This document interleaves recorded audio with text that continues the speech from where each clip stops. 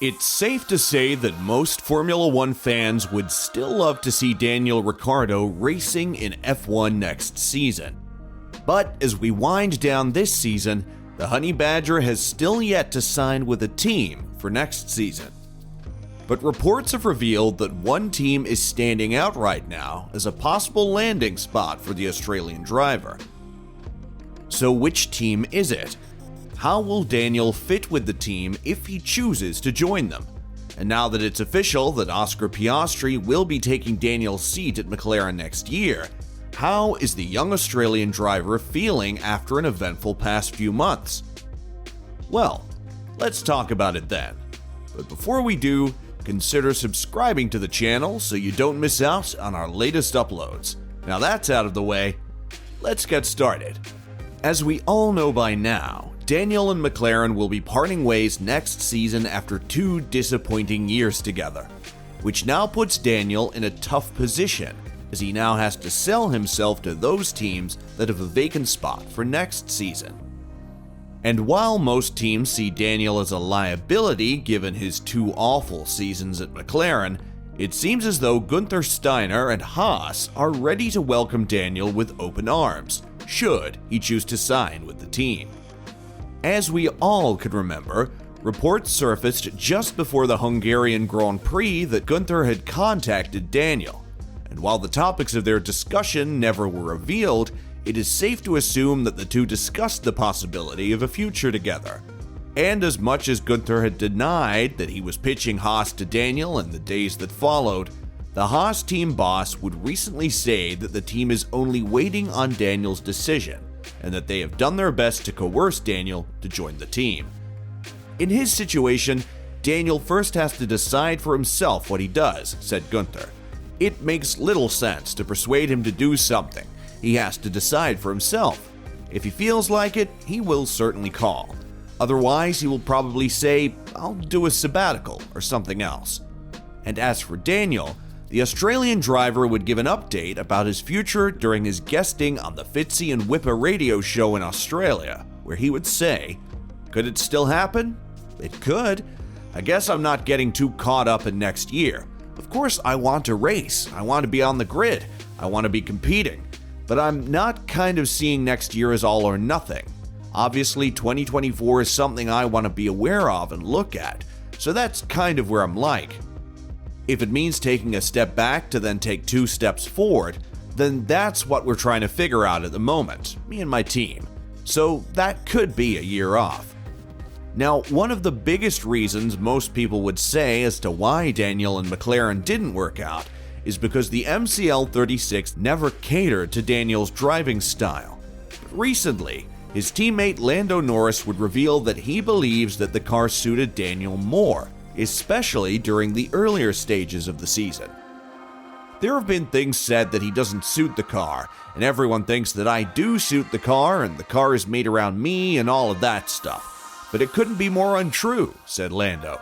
Not that I hate driving the car I'm driving now, but it's very unsuited to my driving style. I would say at the beginning of the year it suited Daniel a lot more than it suited me in terms of how you had to drive it. That's something I really struggled with at the beginning of the season, and I'm coping with or having adapted to it a lot more now. I would say I've become more well suited to it, but it is far from a car that I would want in an ideal world. If I wanted to go and do the best lap possible and you give me that car to go and do so, it is definitely not the car that I have now.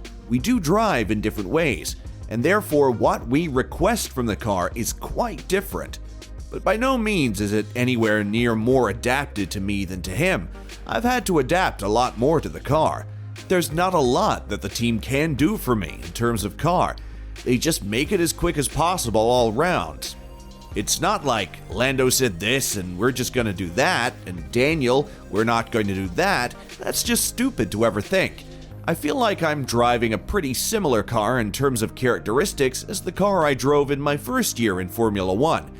It's changed in little ways, but nothing I would say now is more adapted to me than in my first year of racing. But I guess all this reasoning for Daniel is pointless, since his departure from McLaren is inevitable, and Oscar Piastri will take his seat next season. Speaking of Piastri, the young Australian driver would open up about the time Daniel had congratulated him on his new contract with McLaren. "Yes, I think so," Piastri said when asked whether it was important that he and Ricciardo were on good terms. "That was a really great thing for Daniel to get in touch. I was planning on getting in touch myself, but with the timing of things, he was obviously at a race, and quite frankly, I didn't actually know if he wanted to hear from me. I was trying to think of what to say, but he beat me to it. A true professional, Daniel is. My respect for him was already extremely high, and it's only gotten higher in the way he's responded. Him getting in touch like that, it was great for me personally. Knowing that there were no hard feelings, that really helps me quite a lot. That was good to get in touch. That was a nice moment. It's a bit of a sliding doors moment, but I think if I can get close to emulating what success he's had on track, and also the character he is off the track, then I think I'll be doing a reasonable job."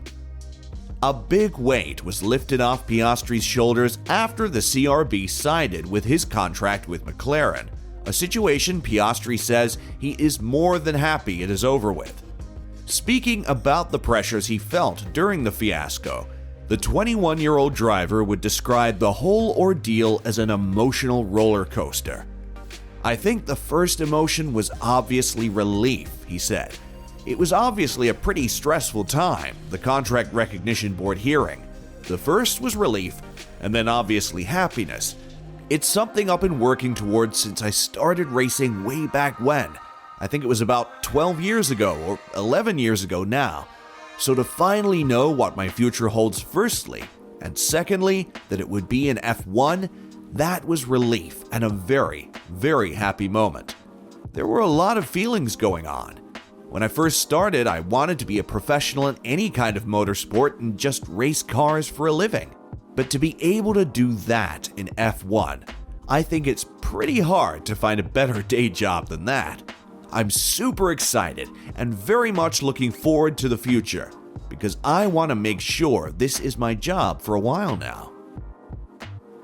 And there you have it, guys. So, would you want to see Daniel racing for Haas next season?